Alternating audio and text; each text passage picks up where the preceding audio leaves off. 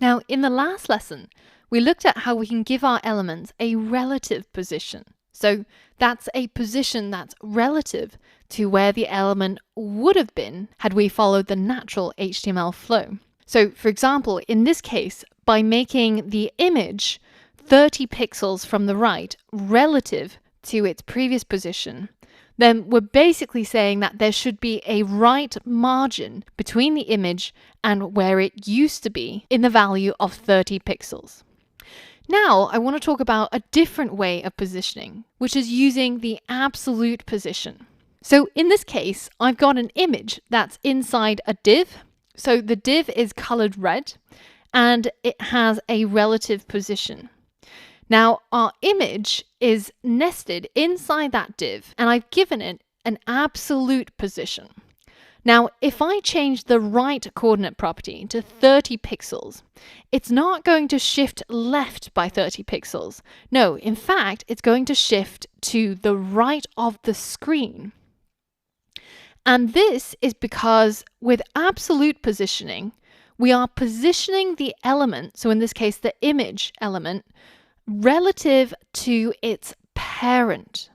And in this case, its parent is that red div. So we now have added a right margin of 30 pixels between the image element and the parent div. Now, admittedly, the naming is a little bit confusing, as I would have probably called absolute positioning relative positioning, because we're always specifying a margin that's relative to its parent. But I think the reason why they called it absolute position is because in most cases, the parent is simply the entire body of the web page.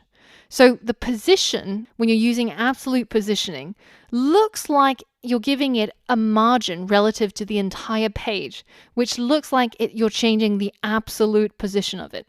But don't get confused about the naming. Just remember that relative positioning means that you're adding a margin relative to where the element should have been.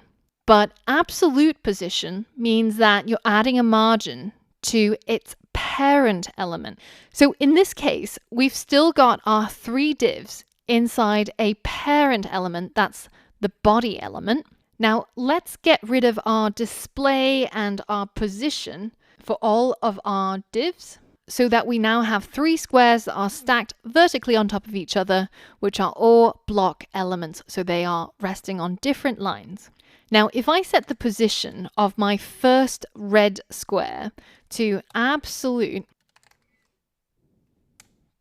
and I give it a left margin of, say, 200 pixels, the first thing that you notice is that by using absolute positioning, it does affect the flow of your HTML. So unlike when we used relative positioning, where we left behind some sort of ghost element, where it still kept the positions of everything else the same, but when you're using absolute positioning, you're actually taking the element out of the flow of the document, and it's no longer considered a part of the natural flow of the document. So that's why the blue square and the yellow square have shifted up, because it's as if I've just gone and deleted that div. Basically, red is now dead to blue and yellow. It's like as if they never had a friendship before. But the cool thing is that I can now move this red square anywhere on screen relative to its parent, which is the entire body. So for example, I could say right 20 pixels, and that will just give it a right margin of 20 pixels from the right of its parent, which is the body. And so, as a challenge, I want you to complete exactly the same task, but it's going to be a little bit different this time. Now, this is what you're aiming for. You're aiming for three squares, still 100 pixel by 100 pixel, that are touching each other corner to corner. And this time, I want you to make it pixel perfect. So they are right up next to each other, touching each other exactly on their corners. And it should be yellow, then blue, then red. And you're going to use the absolute position system in order to do this. So pause the video and give it a go now. So in order to achieve the design that we want, the first thing that I'm going to do is I'm going to add position absolute to all of our divs.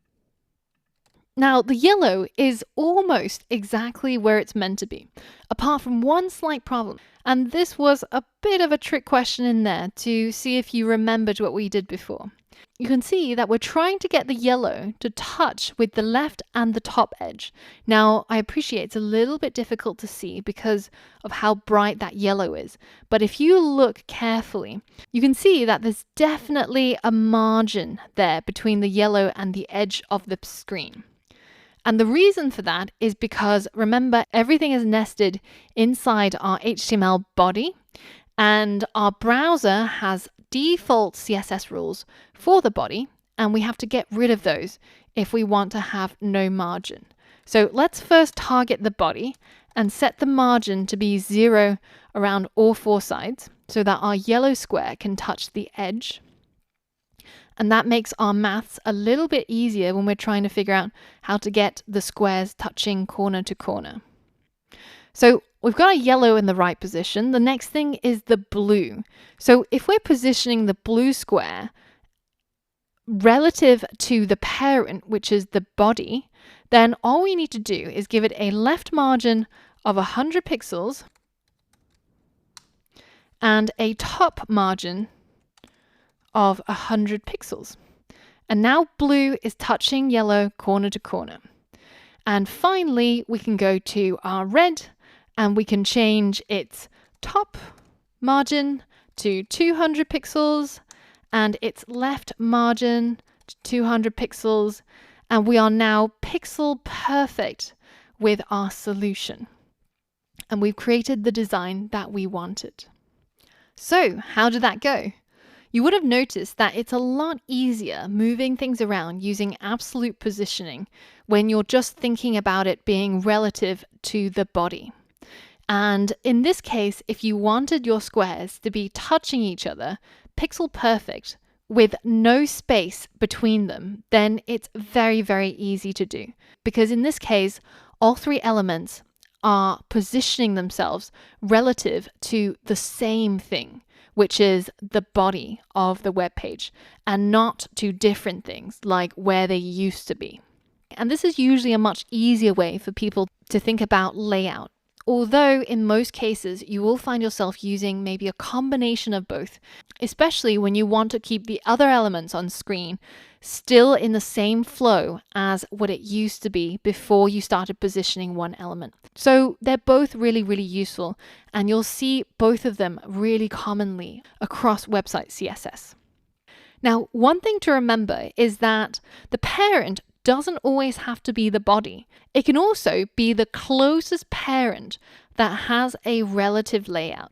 So, for example, if we put another div around our red square and we set its position, so this is called container, we set its position to be relative and we don't change it, we're not going to touch it.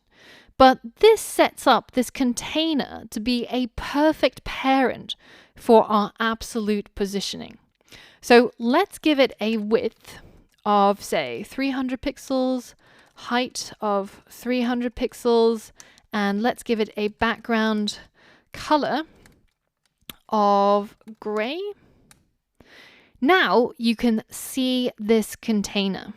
Now you'll notice that the design for our web page has now changed, and quite dramatically so, because now our red square is a child of that parent container, and now it's defining its position relative to that gray container square. So if I delete that left 200 and instead I say right 20 pixels, it's no longer having a right margin of 20 pixels from the edge of the body, but it's now relative to its parent container. And even though our other squares, our blue and yellow, are still relative to the body, because we haven't defined a vertical position for it, it's being pushed down by this element with a relative layout. So we can change this by giving it a top property of 0. And whenever you're using 0, you don't actually have to specify a unit like pixels or percent. And let's do the same for our yellow square as well. And let's push our red square over.